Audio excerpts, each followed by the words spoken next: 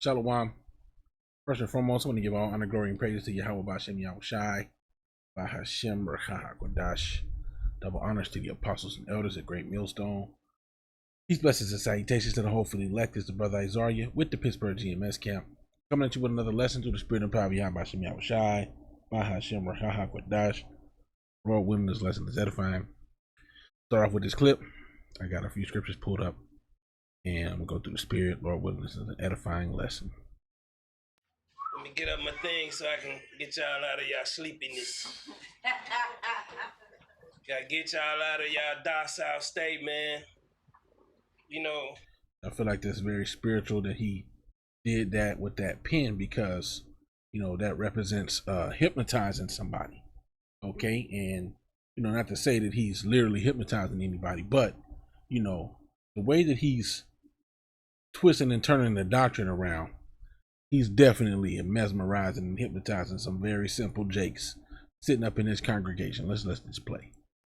a lot of times, first off, shalom, giving all praise to the Most High and the Son. A lot of times we get caught up like what Christianity did for us, just like what the Israelites are doing. They're caught up in Notice how he disassociates himself, saying they're caught up in what the Israelites are doing. They're caught up. Ain't you an Israelite too? Ain't you supposed to be an Israelite too? Okay. sorcery, magic, tricks. That's all it is. You can add all of them up together. They're just gonna come out to be tricks. You trick somebody into believing something, because we all thought we all came over here on slave ships, but they can't find one ship.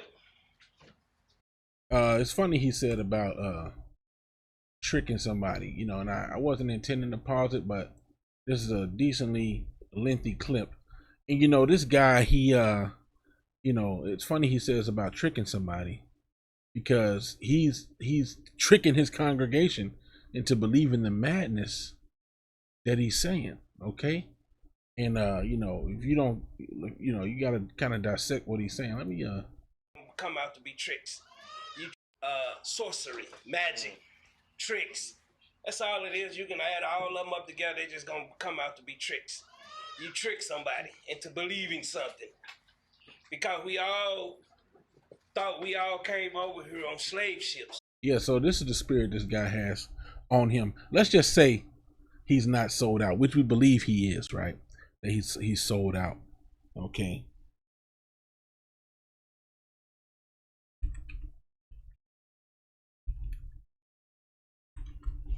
See, he's trying to be too deep. He's got that deep demon on him. Okay. Romans 1 says, 1 and 22 says, professing themselves to be wise, they became fools and changed the glory of the uncorruptible power into an image made like the corruptible man, and to birds and four-footed beasts and creeping things. Okay. Now this guy, he professes himself to be wise. He's coming out with this doctrine, okay, that's completely outlandish. It's completely something that's not even been heard of, and he thinks that he's got the truth. No, who else is preaching this? The miracles weren't real, they were all allegory. The chariots of the heavens, the UFOs as we call them, are not real. And now the slave ships ain't real. What is it with him and all this stuff, saying all this stuff ain't real? You're like, damn, this is wild. But they can't find one ship. Come on, anybody man. know that? Did anybody know that? And don't get caught up in the CGI AI photos. Come on, CGI AI photos of slave ships. Come on, man. Come on, man.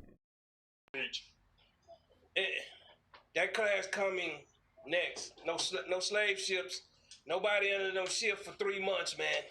It's impossible. That's right. A lot of people died, right? A lot of people died on them journeys, but it's not impossible, okay, for you to live on a ship 3 months. It's not impossible. It's impossible, man.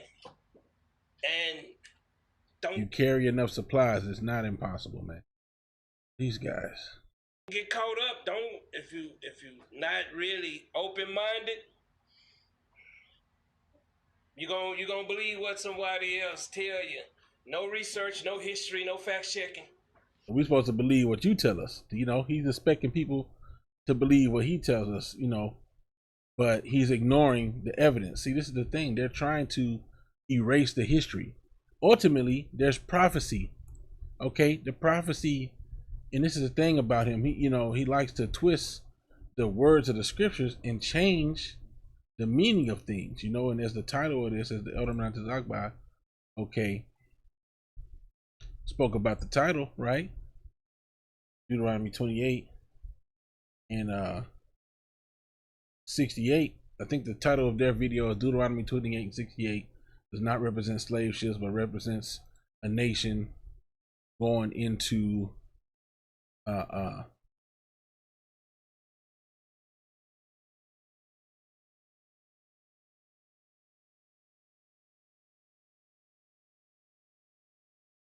he highlighted it. But basically, they say it's all spiritual. You know, they're on that it's all spiritual kick, right?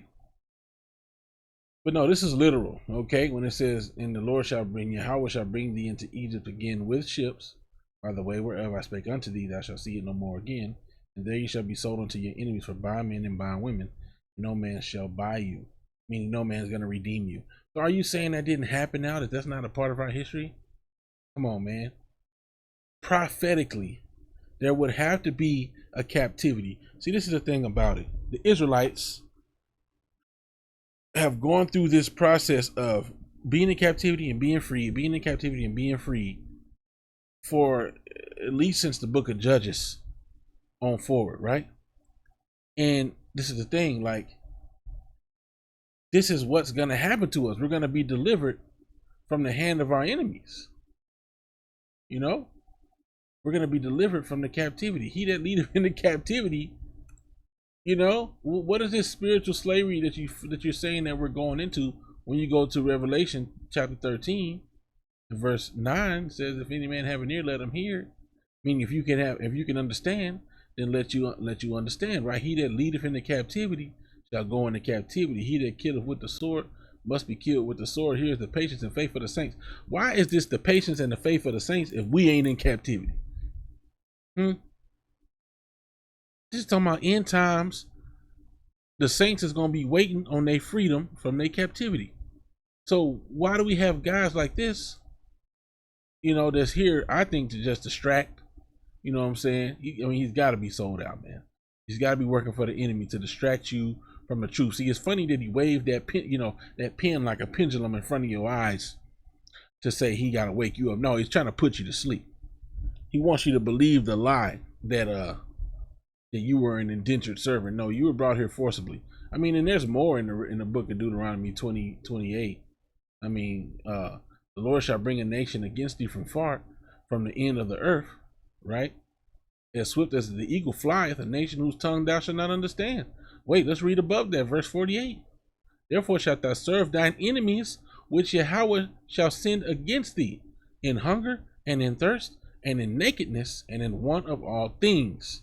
So we're serving our enemy now in hunger and in thirst and in nakedness and in want of all things. If we want something, we got to go to Esau.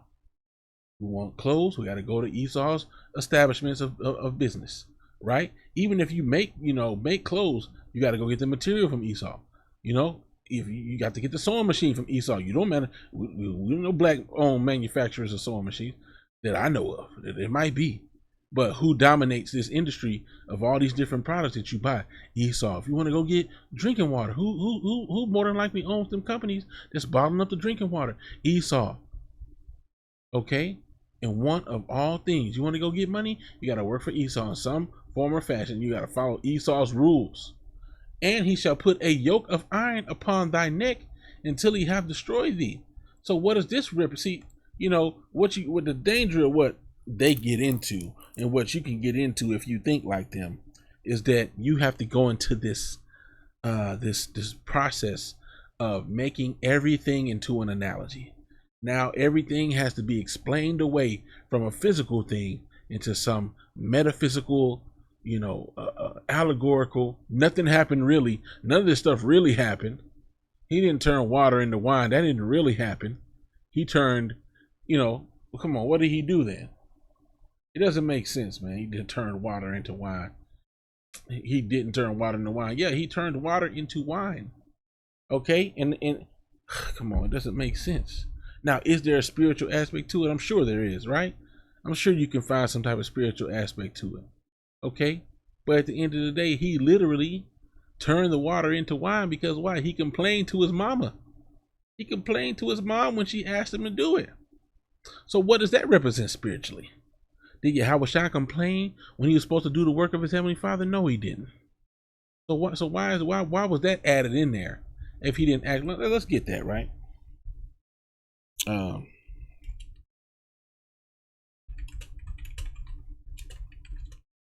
Let's see if that'll let me find it. I don't. Yeah. This is John 2. John 2. Okay, John 2:1. And the third day there was a marriage in Cana of Galilee, and the mother of Yahushua was there, and both Yahushua was called and his disciples to the marriage. And when they wanted wine, the mother of Yahushua said unto him, they have no wine, right? Yahushua saith unto her, woman, what have I to do with thee? Mine hour is not yet come. So what does this represent if this is an allegory? You see? What does this represent if this is an allegory? Why did he say this if this is all spiritual? No, he was saying to his mother, it's like he said to his mother when they was looking for him and he was in the temple. He said, look, what have I to do with thee? Know not that I must be about my Father's work. It's the same thing because his mother was trying to get him to do magical stuff, or do miracles. Let me say that, right? And miracles are real. Okay. What about, come on, man, you gotta discredit so many things in the Apocrypha. Okay. And now you got to come up with this magical twist turn explanation for all these miraculous works. So when the young man's Elisha's eyes was open, okay, and he saw the multitude of the angels on the hill with them, what did that represent? Okay, what did that represent, right? Or when the sacrifice, okay, when there was the battle between what God was real and what God was fake, and there was water put around the sacrifice, and the water, the sacrifice got ate up, the water got ate up, the other sacrifice got ate up, and a pillar of fire went up, right? What did that represent spiritually? What does that mean? Since you, great one of wisdom and understanding of deepness, what does that mean? You see what I'm saying? Like, these guys are very easy and low level to understand that they don't know anything.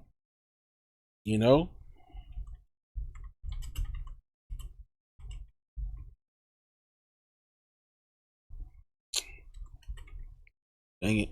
This damn microphone's in my way. Have to type wrong. Hebrews 5:12 says, for when the time, let me see.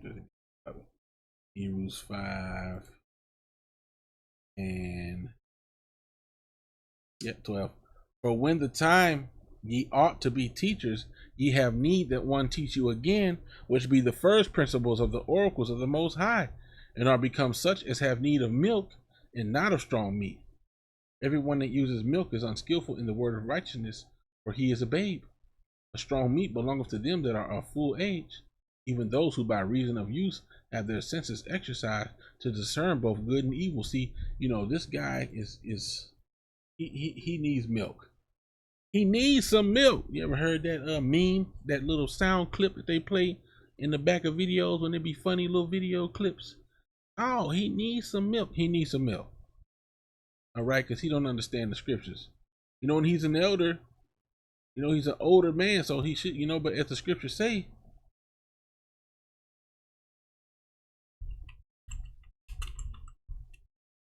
which it says great, man. But we're going to see we're going to see if it comes up. Job 32:9 says, okay, No, Job 32:7. I said, days should speak, and multitude of years should teach wisdom. Let me read it with more emphasis on how he's really saying it. Okay, Job 32, and I'm gonna start at verse 6. And Elihu, the son of Barashel the Buzite, answered and said, I am young, and ye are very old. Wherefore I was afraid, and durst not show you mine opinion. I said, days should speak, and multitude of years should teach wisdom. But there is a spirit in man, and the inspiration of the Almighty giveth them understanding. So it ain't up to you what level of understanding you have. It's up to the Most High, right? Great men are not always wise, neither do the aged understand judgment. Therefore I said, hearken to me, I also will show mine opinion. Right? So the point is, just because he's an elder, up in age, doesn't mean he's gonna understand, right? Shalom to that elder not to talk about. He just shared my video, shalom. All right, but just because he's older doesn't mean he's gonna understand, right? He's just because you see the beard, you see the hoary head, but that doesn't mean anything all the time, right? Sometimes, in this case, he's being very foolish when it comes to the scriptures. Okay, with this video clip, which I done paused it, I'll play it. Anybody know that? Did anybody know that? And don't get caught up in the CGI AI photos. Teach. That class coming next. No slave ships. Nobody under no ship for 3 months, man. It's impossible. That's right. It's impossible, man. And don't get caught up. If you not really open-minded, you're gonna believe what somebody else tell you. No research, no history, no fact checking. That's how we roll. That's how we've been rolling all our lives. Bring it out. Did anybody ever question Christmas? Bring it out. Bring it out. Long as you're getting gifts, you're good, ain't you? Who would want to question Christmas, man? Who want to question these doctrines? They gonna look at the title and they attitudes gonna go because they not truly spiritual. Right. To open up to think that no one has did no research, proven any facts, bring any documentation, why they don't have a manifest? He makes statements like this when manifests have been manifests have been found. Let's see. Let's just type in slave ship manifest. Slave ship manifest found at New Orleans, 1807 and 1860. National Archives.gov. Slave manifest for Charleston. Let's look at some of these, right? Schuler Thomas Hunter, which departed from Norfolk, Virginia, arrived 11 with 5 slaves, identified with full first and last names. Come on, man. The Schooner Wildcat arrived with 6 slaves. Okay. The U.S. Constitution did not mention slavery or the slave trade directly, only through oblique references. One of those provisions was Article 1, Section 9, which states that the migration or importation of such persons as any of the states now existing shall think proper to admit shall not be prohibited by the Congress prior to the year 1000, and imposed, blah, blah, blah. Okay, records description. So anyway, you're not going to find a particular maybe manifesto for the Nina Pinta Santa Maria, the good ship, Jesus. You're not going to find anything for that. But what you can prove and see is that we were in a physical, literal captivity. There are slave ship manifestos. Okay?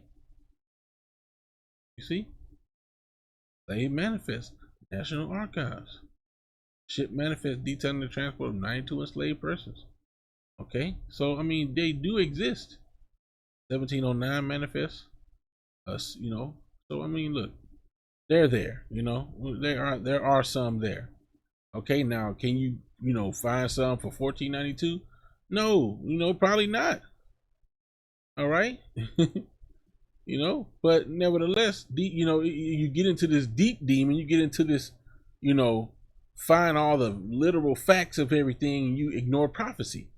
Okay, is it not enough for the history, you know, for how you're treated continually to this day, to understand that you're in captivity, that you're less than, okay, that you're considered 3/5 of a human being? Is that not understandable? Hey, look, you know, people are, I mean, you're just gonna disregard the effects of all these different things that we see on our people and say that they didn't happen?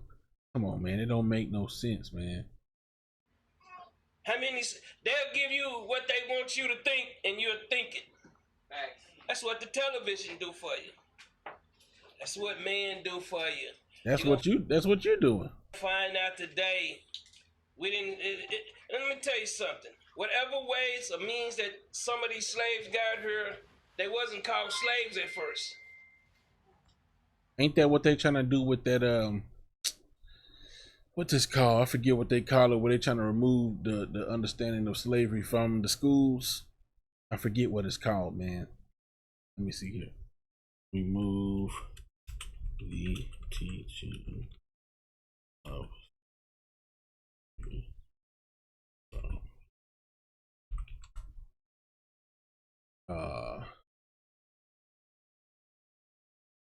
get what it's called. What's the word?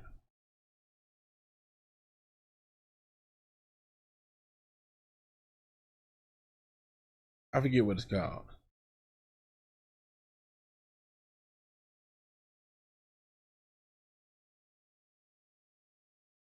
But this is what they're doing.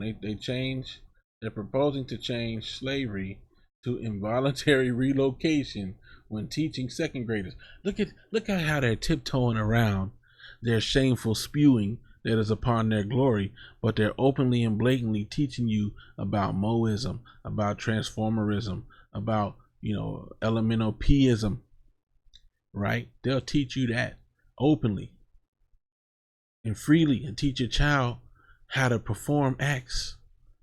Okay, but then when it comes to the history, their wicked history that they did towards the so-called blacks, Latinos, and Native Americans, well, they want to hide that. They want to change it from slavery to involuntary relocation. And there's another word, okay, but I can't find it.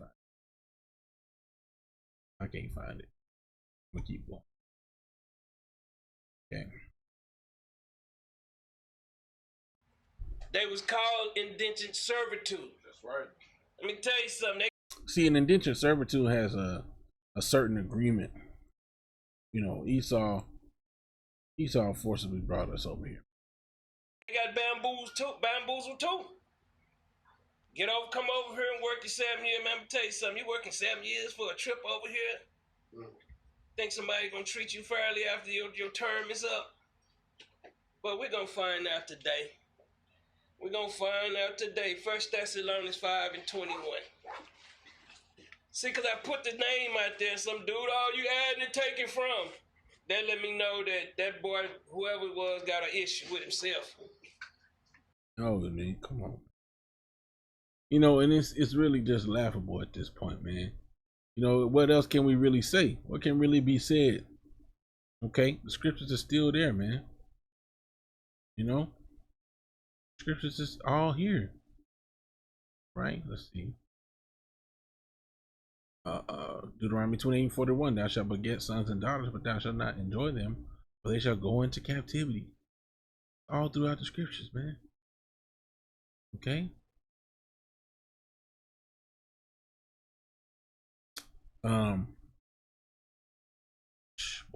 Boy. Deuteronomy 28:30. Thou shalt betroth a wife, meaning marry a wife, and another man shall lie with her. Thou shalt build an house, and thou shalt not dwell therein. Slavery.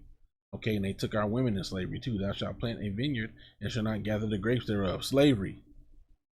Slavery. Thy sons and thy daughters shall be given unto another people, and thine eyes shall look and fail with longing for them all the day long, and there shall be no might in thy hands. Slavery. Okay, the fruit of thy land and all thy labors shall a nation which thou knowest not eat up. Slavery once again, and thou shalt only be oppressed and crushed always, and that still happens to this day. Okay, but just on a little slightly less level, but it's still slavery. So shalt thou be mad for the sight of thine eyes, which thou shalt see. Come on, man. Come on, man. That's it. Let me see. What's all of Deuteronomy 28? So these guys are saying that prophecy didn't come to pass. I'm not playing no more of this, man. Titus 1 and 7. It says, for a bishop must be blameless as the steward of the Most High, not self-willed, not soon angry, not given to wine, no striker, not given to filthy lucre. And I believe these guys are given to filthy lucre, right? Meaning dirty money. They took Esau's bag. If you notice, he didn't even say the name of Yahweh Shai. He didn't say the name of Yahweh or Yahweh Shai in the beginning of this lesson. He said the Most High and the Son. You know that's a sign, typically, of a group that's sold out. But a lover of hospitality, a lover of good men, sober, just, holy, and temperate, holding fast the faithful word as he hath been taught, that he may be able by sound doctrine to both exhort and to convince the gainsayers. For there are many unruly and vain talkers and deceivers, especially they of the circumcision. Salakia. Verse 11, whose mouths must be stopped, who subvert whole houses, teaching things they ought not, for filthy lucre or filthy money's sake. See? One of themselves, even a prophet of their own, said the Cretians are always liars, evil beasts, and slow bellies. This witness is true, wherefore rebuke them sharply, that they may be sound in the faith, not giving heed to Jewish fables and commandments of men that turn from the truth. Okay, unto the pure are all things pure. Unto the pure all things are pure, but unto them that are defiled and believing is nothing pure.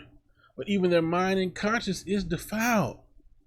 Nothing's pure to him. The chariots ain't real. The chariots of the heavens ain't real. The slave ships ain't real. The miracles ain't real. Nothing's pure to them. None of the doctrine is pure. It's all filthy in his eyes. And he supposedly got the clean table. I tell you, nay. Where's your precepts? Where's the scriptures at? I don't want to hear your speech. You got one scripture that says prove all things, telling me that there ain't no facts. Manifestos from 1492. Nigga, what? Verse 16, they profess that they know the Most High, but in works they deny him. In works you deny him. You deny the power of Yahweh Shai. It says, being abominable and disobedient, and unto every good work reprobate. Yeah, you don't have the spirit of Yahweh Shai. Not the righteous spirit. You got the left hand spirit, the wicked spirit. All right. And I just came to mind, Micah 2 and 11. Okay, let me make sure Micah 2 and 10. Arise ye and depart, for this is not your rest, because it is polluted and shall destroy you, even with the sword destruction. If a man walking in the spirit of falsehood, in the spirit and falsehood do lie, saying, I will prophesy unto thee of wine and of strong drink, he shall even be the prophet of this people. Okay, and so there you go, man. This guy's, walking in the spirit and falsehood. Okay, and he's prophesying of wine and strong drink. He ain't giving you the true scriptures of Yahweh Shai. He's teaching you a completely another Yahweh Shai. He's teaching you another Jesus. All right, because it ain't really much more I can say about this, man. But like I'm gonna just have to go ahead and end it there. I'm gonna give all honor, glory, and praise to Yahweh Shai, Bahashem Rekah HaKodash. Double honors to the apostles and elders of Great Millstone. Peace, blessings, and salutations to the hopefully elect. With that, I want to say Shalom, Shalom.